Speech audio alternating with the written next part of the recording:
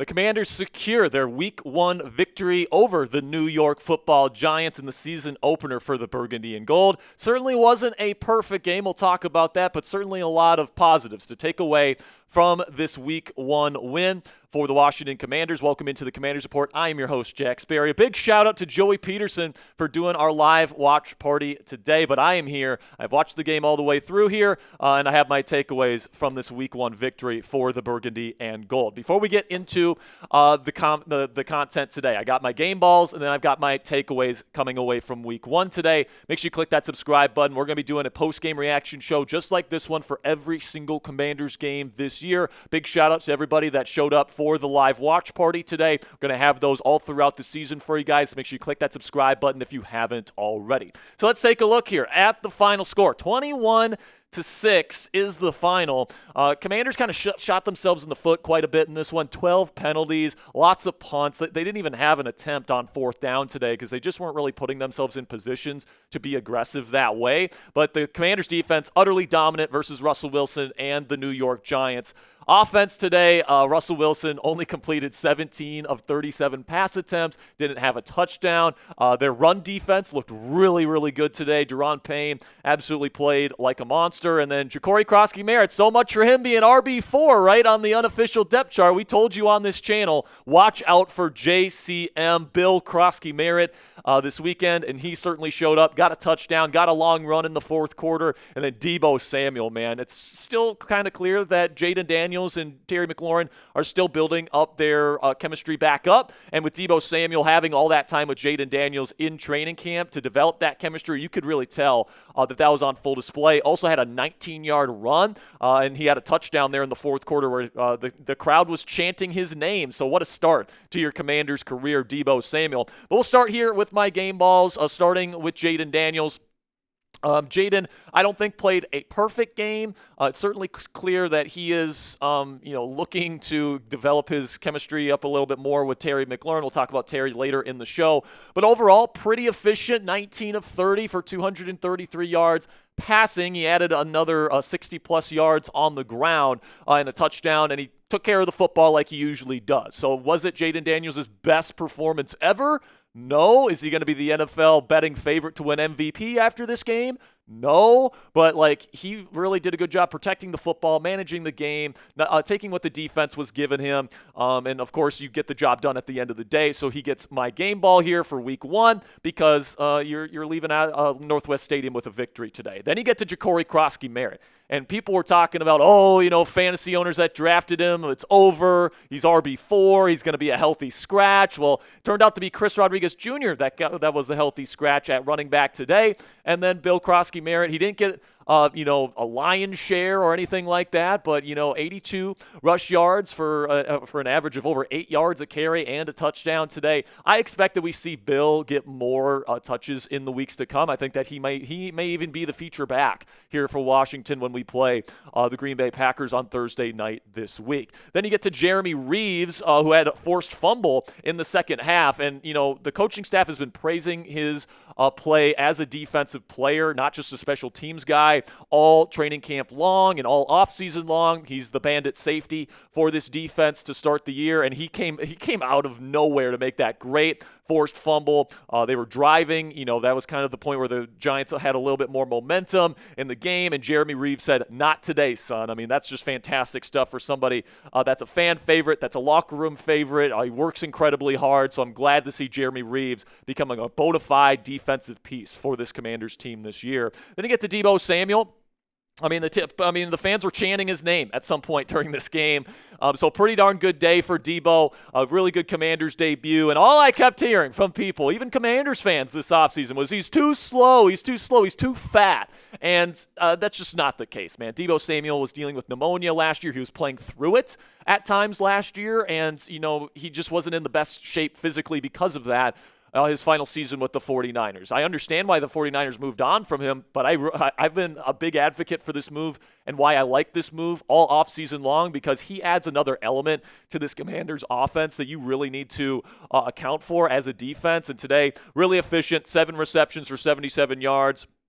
And then he had a rushing touchdown as well. Really good stuff from Deebo Samuel. Can't wait to see more from him later in the season. Then we get to Daron Payne, who was awesome today, man. Like Jonathan Allen leaves. A lot of people thought Daron Payne might have been the guy that got traded this offseason because Jonathan Allen was more productive than Daron Payne was last year. Payne kind of had a down season in 2024, but he came ready to play today. That's for damn sure here, guys. He had 4 tackles. He was constantly getting pressure on Russell Wilson. In fact, the entire pass rush did, so kudos to this pass rush. Dorrance Armstrong also had a sack in this one, but Daron Payne had a sack, also had a TFL. He was everywhere today, and he was a hell of a player for this Washington Commanders defense, and hopefully, cross your fingers, this Commanders run defense looks much improved this year. Then the final game ball for me today goes to Josh Conerly Jr. Just allowed 1 pressure on Jayden Daniels the entire game today versus Abdul Carter versus Kayvon Thibodeau. He faced a number of different rushers from the Giants,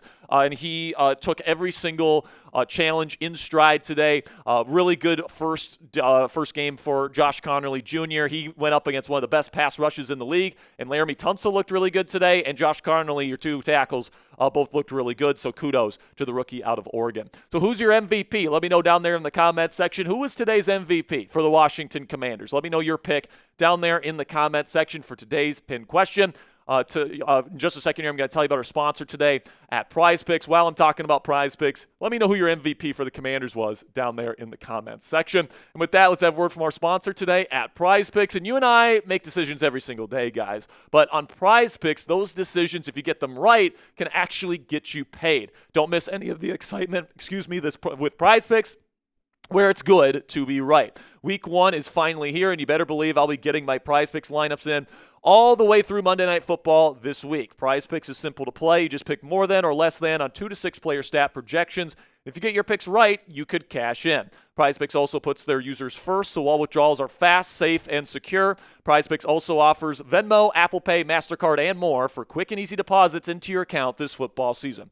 And a new feature from Prize Picks that I love is injury reboots. If one of your players leaves the game in the first half and doesn't return, Prize Picks won't count it as a loss. So you guys can download the app today. Use code CLNS to get $50 in lineups from Prize Picks today after you play your first $5 lineup on their app. That's code CLNS to get $50 in lineups after you play your first $5 lineup. Prize Picks, it's good to be right. All right, now on to the takeaways here. Good start for Jayden Daniels, and you can send me full screen in between these here, producer Ponzi. I think that Jayden Daniels played pretty darn well today. He protected the football. He was moving well outside the pocket, had a really nice throw to Chris Moore down the sideline as well. He looked really efficient in the red zone. He was getting through his reads really, really well. Of course, he was really good as a scrambler as well. But what I appreciated about Jayden is that he didn't push too hard, all right? He didn't throw the ball in the windows that he shouldn't be throwing it into. He wasn't trying to make plays that, he's not capable of making. He looked like somebody that knew exactly the type of player that he is, which is a very good player, but knows what he's capable of and what he's not capable of, and that's the mark of somebody that's a really good ball protector as a quarterback, and that's exactly what he did today. So it's great to see that trait, where last year he was top 3 in the league in turnover-worthy play percentage among quarterbacks. It's nice to see that trait has traveled here into his sophomore campaign. Then you get to my second takeaway here, which is a really good start for the defense. Now, obviously, the New York Giants offense, not good. He didn't have Andrew Thomas. That offensive line is straight doo-doo garbage, baby. They stink. Russell Wilson, not good at all. The run game, not good at all. That team is just not ready to go. But, big shout out to the defensive line for dominating the line of scrimmage today. Shout out to Trey Amos and Marshawn Lattimore, both of which I thought did pretty darn good against Malik Neighbors, the number 1 wide receiver for New York. Held him to under 80 yards, I believe it was today. Malik had some nice catches, but a lot of those were well defended as well. So just good stuff overall from the Washington Commanders defense. And I'm excited to see what this unit can do against a very good Packers team next Thursday. But, too many penalties, guys. Like, this is one of the biggest negatives that I have on this game is you have 12 penalties, and a lot of times they put you out of position to be able to move the chains, stay ahead of the sticks, and keep drives alive, which is why well into the second half, you only had 14 points, and you were allowing the Giants to stay in this football game for a lot of it. You got to play cleaner. This was an issue during the preseason as well. You're just not playing clean football. You kind of got lucky this week going up against a pretty bad football team. That's not going to fly against a good team like the Packers next Thursday. So you got to clean up the penalties if you're Dan Quinn and that Commanders coaching staff. And then, you got to be better on third down. I think they were 4 for 11 today. today. It's not terrible, but I want to see the conversion rate a little bit higher in the weeks to come. Of course, if you go for it on fourth down, you want to see those get converted as well. But overall, I thought that third down, a couple drops. Not everything was Jayden Daniels' fault, and certainly there were some third and long situations that were really tough to convert, but you want to see this team stay ahead of the sticks and be able to convert on third more often. And then it's very clear to me, guys, that Jayden Daniels and Terry McLaurin are still ramping up their chemistry.